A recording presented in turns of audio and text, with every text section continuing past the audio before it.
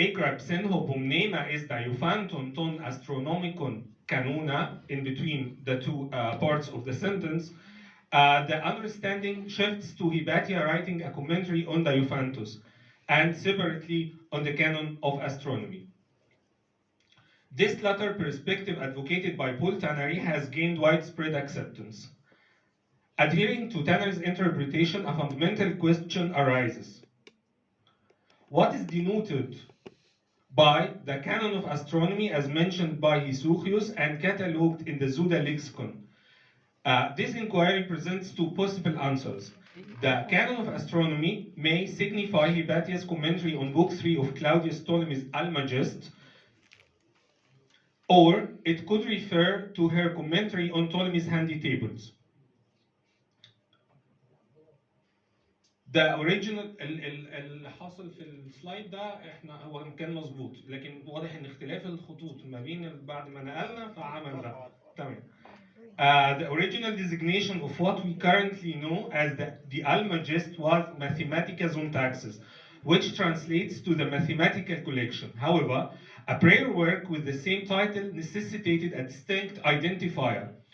One such informal title was He Megalle Syntaxis, derived from the Greek term megeste, meaning the greatest. In the Middle Ages, Arab scholars adopted the name Almagesti, reflecting this superlative quality, and in Latin it was later rendered as Almagestum. The Almagest, a collection comprising 13 books, received commentary from Theon, Hypatia's father. Our second account of Hypatia's contributions to astronomy emerges from Theon's remarks on Book 3, while Theon takes credit for commentaries on Books 1 and 2, and Books 4 to 13 lack such attributions.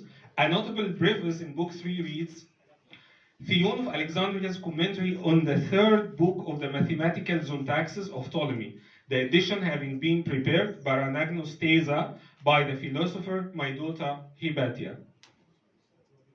Adolf Rome undertook a critical edition of Theon's commentary on Almagest books 1 to 5. In an effort to distinguish between commentaries composed by Theon himself, books 1 and 2, and those potentially influenced by Hypatia, book 3, Rome faced challenges. Without going deeply into Rome's methodology, consider this example. The Greek verb lambaniin transforms into lipsomai in the future, possibly also written as lempsomai. Similarly, lambaniin becomes elefte in the aorist passive, potentially also written as elempte. These variations served as Rome's clues in identifying stylistic differences between the father and daughter.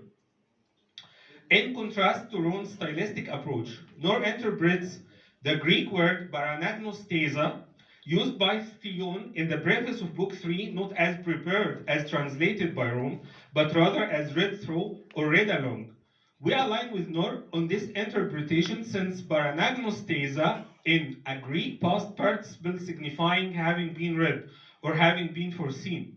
Consequently, Nor suggests that Hypatia played a role in revising Theon's commentary in Book 3 of the Almagest, emphasizing that these textual changes may not have affected all or even many of its sections. Nor adopted an alternative method, examining distinct aspects of commentaries attributed to Theon and Hypatia. Specifically, he scrutinized the application of long division and its representation as a base as found in the Almagest, books 1 to 4 and book 9. Through this analysis, Nor inferred that the approach in book 4 closely resembled that of book 3, characterized by the utilization of a table and a consistent writing style. Consequently, it is probable that Hypatia authored the commentary on book 4. Returning to the Zuda lexicon's entry about Hypatia, it is plausible that Hesuchius, when mentioning the Astronomicus canon, was referring to the handy tables, another book of Ptolemy closely intertwined with the Almagest. The handy tables is an extraction and improvement of the Almagest's astronomical tables, giving instructions for use and skipping theoretical explanations to make practical calculations easier. Theon wrote two commentaries to the handy tables, the large commentary and the small commentary. If we accept the Zuda's reference to a commentary by Hypatia on the Astronomicus canon, and if this is not book 3 of the Almagest, this raises the question of whether it is reasonable to attribute the small commentary on the handy tables to Hypatia herself. Alternatively, we would be faced with the peculiar situation of both the father, Theon, and the daughter, Hypatia, producing three commentaries on a single work which may be deemed excessive. In our exploration of Hypatia's astronomical influence, we turn our attention to the epistle of her pupil Synesius.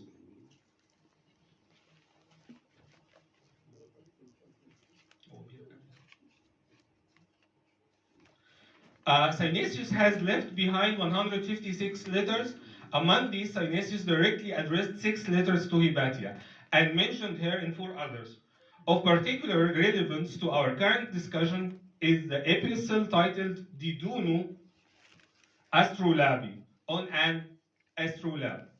This text is a letter accompanying the presentation of an astrolabe as a gift to Bulimines, a notable military leader whom Synesius had encountered in Constantinople. Within this letter, a pivotal excerpt reads as follows: I am therefore offering you a gift, most befitting for me to give, and for you to receive. It is a work of my own devising, encompassing all that she, my most revered teacher, he means Hypatia, helped contribute. We have 2 other main sources, Book 7 of Historia Ecclesiastica by Socrates Scholasticus, and the Chronicle of John of Nicaea. While Socrates' narrative regarding Hypatia does not pertain to our current discussion, as it primarily focuses on the Christian-Jewish conflict of that time, the Chronicle of John of Nicaea provides a crucial account. Dr. Rasha will provide a concise overview of astrology in papyri as directly correlates with John of Nicaea's narrative.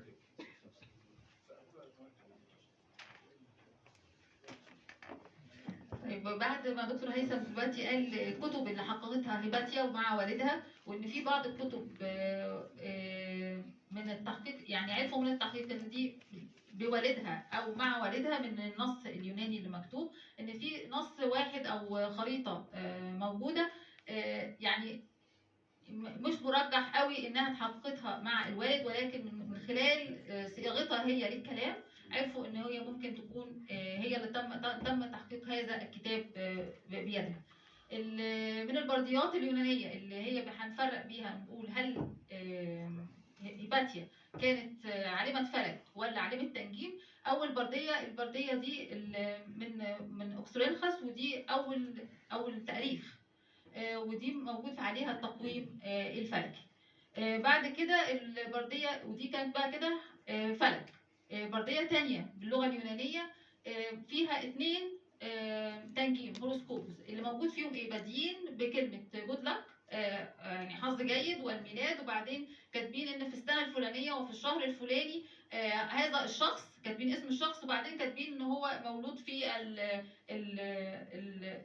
الشمس موجوده في البرج كذا، ساترون موجود في كذا، والعذراء موجود في كذا.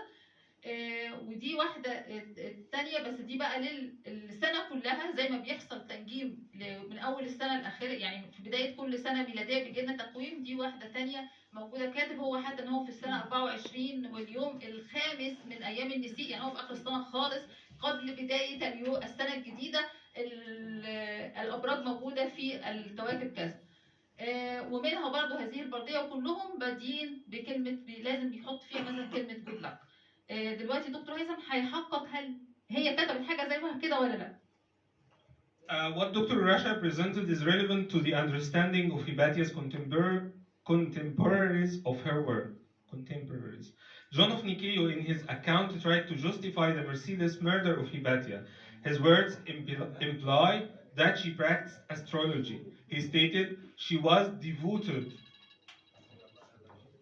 she was devoted at all times to magic, astrolabes, and instruments of music, and she beguiled many people through her satanic wiles. This portrayal contradicts the accurate description of Hypatia's pursuits discussed in this presentation, as she was an astronomer, not an astrologer. It is plausible that those who conducted Hypatia's murder lacked the distinction between astrology, a belief system linking celestial body positions to human affairs, and astronomy, the scientific study of celestial objects and cosmic phenomena. In conclusion, our journey into Hypatia's life reveals her impressive roles as a philosopher and mathematician, especially in the field of astronomy. We have learned from historical sources that she likely contributed to commentaries on Ptolemy's works, the Almagest and the Handy Tables. Synesius' letters show how she influenced her students, particularly in understanding the astrolabe.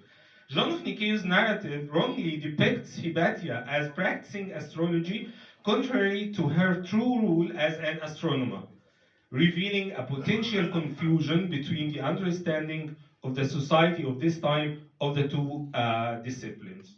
شكرا جزيلا. شكرا دكتور هيثم ودكتور